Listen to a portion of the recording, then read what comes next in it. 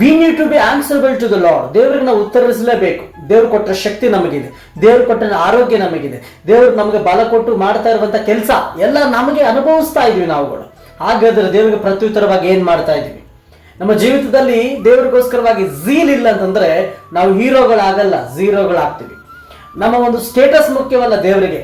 ನಮ್ಮ ಒಂದು ಕೆಲಸ ಏನು ಮಾಡ್ತಾ ಇದ್ದೀವಿ ಅನ್ನೋದು ಇಂಪಾರ್ಟೆಂಟ್ ಅಲ್ಲ, ಆದ್ರೆ ಭಕ್ತಿ ಸರಿಯಾಗಿ ಮಾಡ್ಬೇಕು.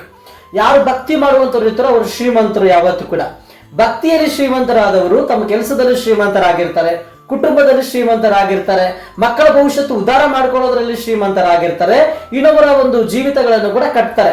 ದೇವ್ರ ಪ್ರಶ್ನೆ ಕೇಳುವಾಗ ನಾವು ದೇವರಿಗೆ ಏನ್ ಹೇಳಲಿಕ್ಕಿದ್ದೀವಿ? ನನ್ನ ಕುಟುಂಬ ನೋಡ್ಕೊಂಡೇ ಸಾಕಾಯ್ತು ನನಗೆ, ನನ್ನ ಜೀವಿತ ನೋಡ್ಕೊಂಡೇ ಸಾಕಾಯ್ತು ನನಗೆ.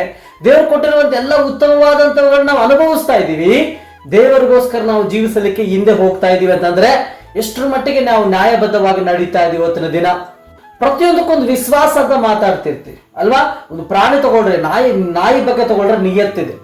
ನಾಯಿಗೊಂದು ನಿಯತ್ತು ಅಂದ್ರೆ ಆ ರೀತಿ ಇರುತ್ತೆ. ನಾಯಿಗೆ ಸ್ವಲ್ಪ ಒಂದು ತುತ್ತು ಅನ್ನ ಹಾಕಿದ್ರೆ ಕೂಡ ಅಂತ ಹೇಳ್ತಿರ್ತೀವಿ.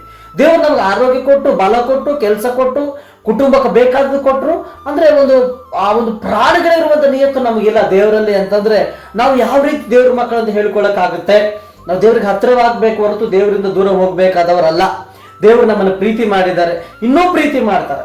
ಯಾಕಂದ್ರೆ ಆತನ ಪ್ರೀತಿ ಅಲ್ಪ ಪ್ರೀತಿ ಅಲ್ಲ, ಶಾಶ್ವತವಾದ ಪ್ರೀತಿ. ಲೋಕದ ಪ್ರೀತಿ ಕೊನೆ ಇದೆ, ದೇವರ ಪ್ರೀತಿ ಕೊನೆ ಇಲ್ಲ. ನಾವು ದೇವ್ರಿಗೆ ಉತ್ತರ ಕೊಡಬೇಕಾದ ಸ್ಥಿತಿ ಬಂದಾಗ ಏನು ಉತ್ತರ ಕೊಡ್ತೀವಿ?